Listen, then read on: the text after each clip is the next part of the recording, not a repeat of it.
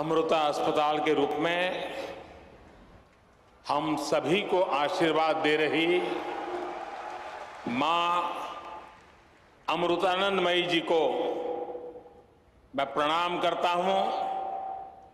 स्वामी आत्मा स्वरूपानंदपुरी जी, हरियाणा के राज्यपाल श्री बंडारू दत्तात्रेय जी, मुख्यमंत्री श्री मनोहर लाल जी, केंद्रीय मंत्रिमंडल में मेरे सहयोगी कृष्णपाल जी, हरियाणा के उप मुख्यमंत्री श्रीमान दुष्यंत चौटाला जी, अन्य महानुभाव, देवी और सज्जनों, अभी कुछ दिन पहले ही देश ने एक नई ऊर्जा के साथ आजादी के अमृत काल में प्रवेश किया है। हमारे इस अमृत काल में देश के सामूहिक प्रयास प्रतिष्ठित हो रहे हैं। देश के सामूहिक विचार जागृत हो रहे हैं। मुझे खुशी है कि अमृत काल की इस प्रथम बेला में मां अमृतानंदमयी के आशीर्वाद का अमृत भी देश को मिल रहा है। अमृता अस्पताल के रूप में फरीदाबाद में आरोग्य का इतना बड़ा संस्थान प्रतिष्ठित हो रहा है। ये अस्पताल बिल्डिंग के हिसाब से, टेक्नोलॉजी से जितना आधुनिक है, सेवा, संवेदना और आध्यात्मिक चेतना के हिसाब से भी उतना ही अलौकिक है। आधुनिकता और आध्यात्मिकता, इसका ये समागम गरीब और मध्यम वर्ग के परिवारों की सेवा का उनके लिए सुलभ, प्रभावी इलाज का माध्यम बनेगा। मैं इस अभिनव कार्य के लिए, सेवा के इतने बड़े महायज्ञ के लिए पूज्य अम्मा का हृदय से आभार व्यक्त करता हूं। स्नेहं तिन्ने, कारुण्य तिन्ने, सेवन तिन्ने,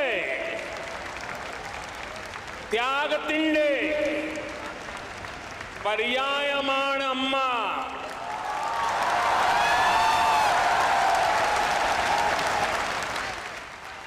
माता अमृतानंदमयी देवी भारतंडे दे महत्ताय आध्यात्मिक परंपरा तिंडे नेरवकाशियाण।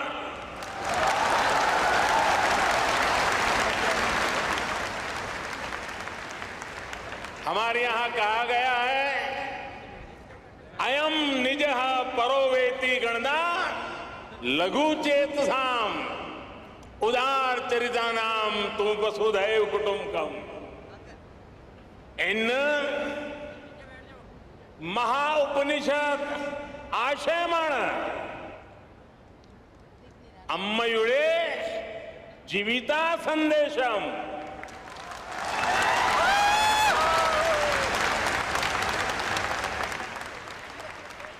अर्थात अम्मा प्रेम, करुणा, सेवा और त्याग की प्रतिमूर्ति है।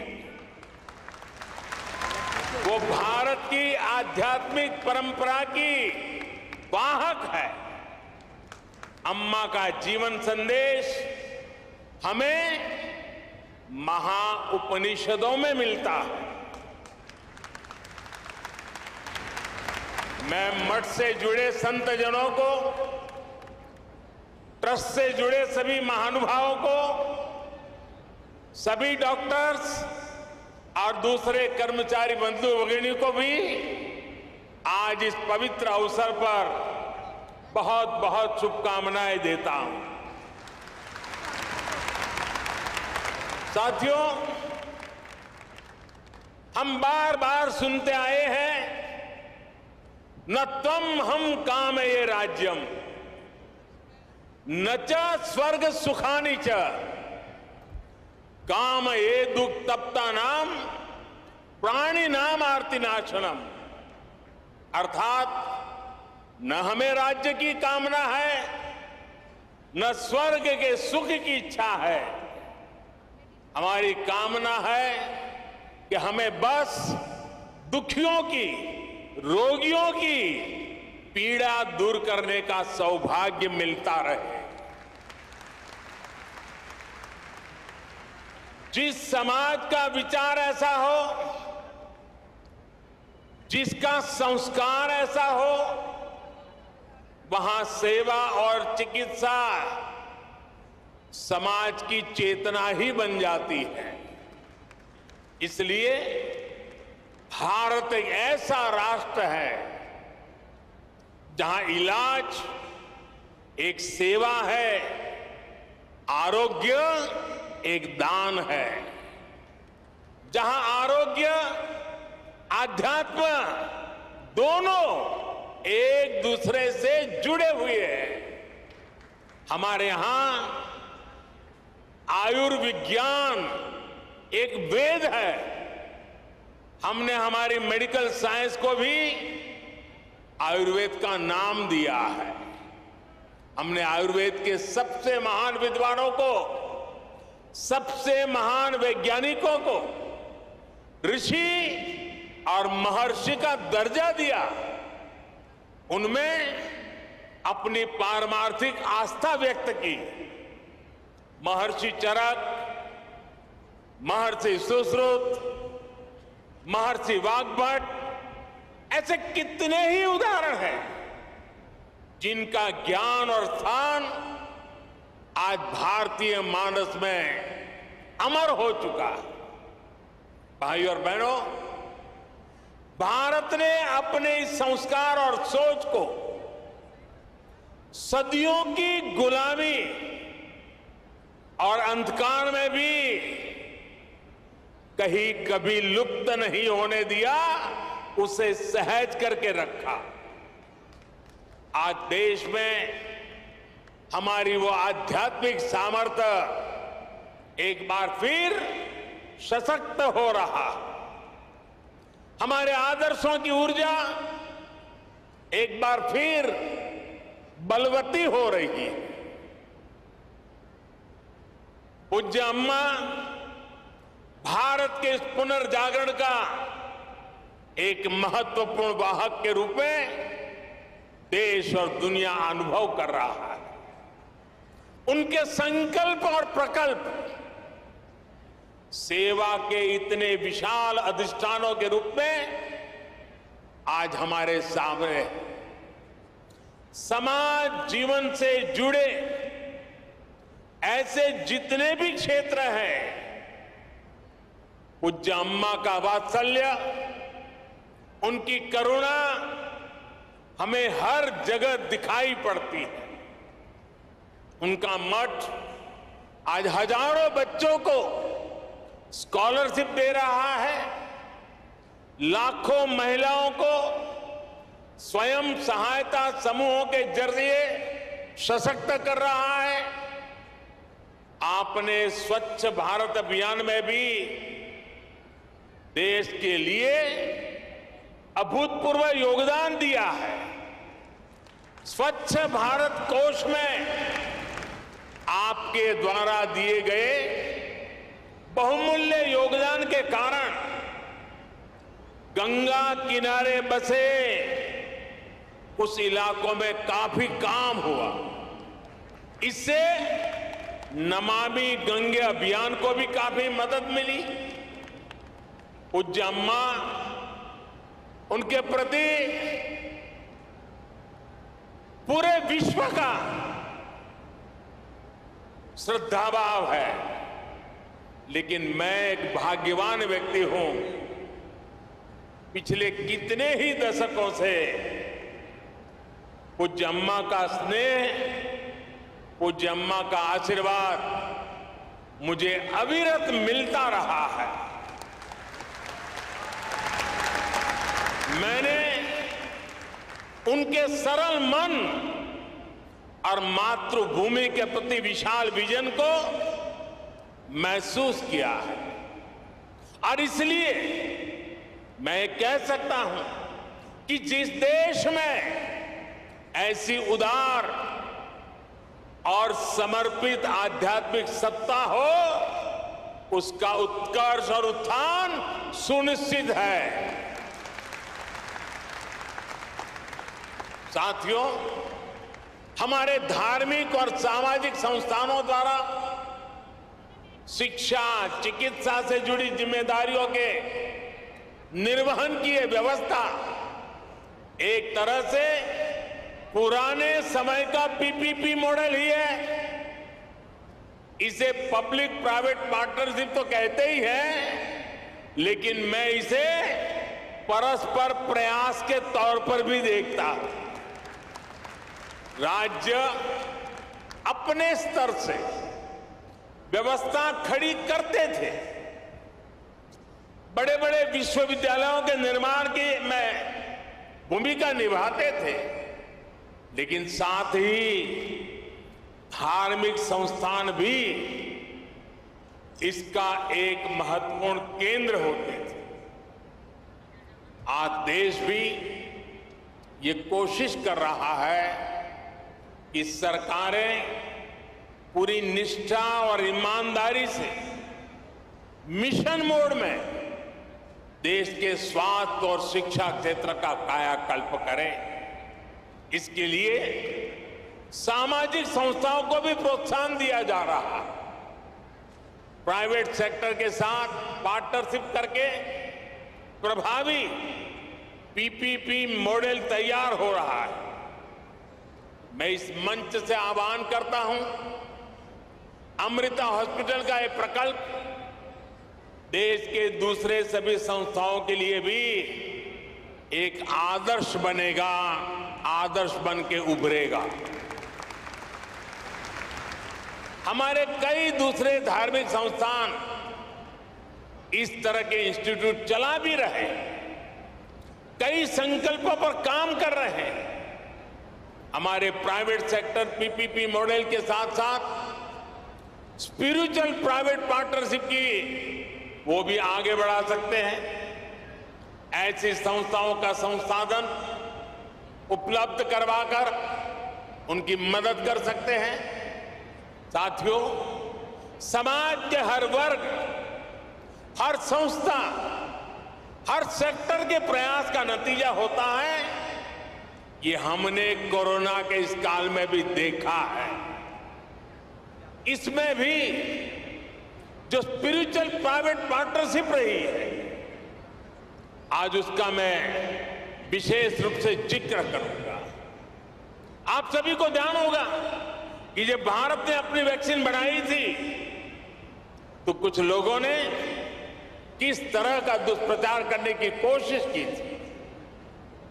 इस दुष्प्रचार की वजह से समाज में कई तरह की अफवाहें फैलने लगी, लेकिन जब समाज के धर्मगुरु, आध्यात्मिक गुरु एक साथ आए, उन्होंने लोगों को अफवाहों पर ध्यान न देने को कहा और उसका तुरंत असर भी हुआ। भारत को उस तरह की वैक्सीन हेसिटेंसी का सामना नहीं करना पड़ा जैसा अन्य देशों को देखने को मिला। आज सबका प्रयास की यही भावना है जिसकी वजह से भारत दुनिया का सबसे बड़ा वैक्सीनेशन कार्यक्रम सफलतापूर्वक चला पाया। साथियों, इस बार लाल किले से मैंने अमृत काल के पंच प्राणों का एक विजन देश के सामने रखा है। इन पंच प्राणों में से एक है गुलामी की मानसिकता का संपूर्ण त्याग, इसकी इस समय देश में खूब चर्चा भी हो रही है। इस मानसिकता का जब हम त्याग करते हैं तो हमारे कार्यों की दिशा भी बदल जाती है। यही बदलाव आज देश के हेल्थ केयर सिस्टम में भी दिखाई दे रहा है। अब हम अपने पारंपरिक ज्ञान और अनुभवों पर भी भरोसा कर रहे हैं, उनका लाभ विश्व तक पहुंचा रहे हैं। हमारा आयुर्वेद, हमारा योग आज एक विश्वसनीय चिकित्सा पद्धति बन चुका है। भारत के इस प्रस्ताव पर अगले वर्ष पूरा विश्व इंटरनेशनल मिलेट ईयर मनाने जा रहा है।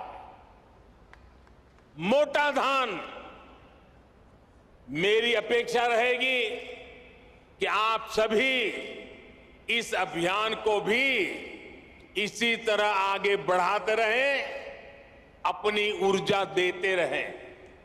साथियों, स्वास्थ्य से जुड़ी सेवाओं का दायरा केवल अस्पतालों, दवाओं और इलाज तक ही सीमित नहीं होता है। सेवा से जुड़े ऐसे कई कार्य होते हैं जो स्वस्थ समाज की आधारशिला रखते हैं। उदाहरण के लिए, स्वच्छ और शुद्ध पानी तक सामान्य से सामान्य नागरिक की पहुंच, ये भी ऐसा ही महत्वपूर्ण विषय है। हमारे देश में कितनी ही बीमारियां केवल प्रदूषित पानी से ही पैदा होती रही है। इसलिए देश ने 3 साल पहले जल जीवन मिशन जैसे देशव्यापी अभियान की शुरुआत की थी। इन 3 वर्षों में देश के 7 करोड़ नए ग्रामीण परिवारों को पाइप से पानी पहुंचाया जा चुका है। विशेष रूप से इस अभियान में हरियाणा सरकार ने भी प्रभावी कार्य किया है। मैं उसका भी विशेष रूप से जिक्र करना चाहता हूं। हरियाणा आज देश के उन अग्रणी राज्यों में है जहां घर घर पाइप से पानी की सुविधा से जुड़ चुका है। इसी तरह बेटी बचाओ बेटी पढ़ाओ में भी हरियाणा के लोगों ने बेहतरीन काम किया। फिटनेस और खेल, ये विषय तो हरियाणा की रगों में है, उसका हरियाणा की मिट्टी में है, यहां के संस्कारों में है। और तभी तो यहां के युवा खेल के मैदान में तिरंगे की शान बढ़ा रहे हैं। इसी गति से हमें देश के दूसरे राज्यों में भी कम समय में बड़े परिणाम हासिल कर रहे हैं। हमारे सामाजिक संगठन इसमें बहुत बड़ा योगदान दे सकते हैं। साथियों, सही विकास होता ही वो है जो सब तक पहुंचे, जिससे सबको लाभ हो। गंभीर बीमारी के इलाज को सबके लिए सुलभ कराने की ये भावना अमृता अस्पताल की भी है। मुझे विश्वास है कि सेवा भाव का आपका ये अमृत संकल्प हरियाणा के, दिल्ली एनसीआर के लाखों परिवारों को आयुष्मान बनाएगा। एक बार फिर पूज्य अम्मा के श्री चरणों में प्रणाम करते हुए, आप सबका हृदय से अभिनंदन करते हुए अनेक अनेक शुभकामनाएं। बहुत बहुत धन्यवाद।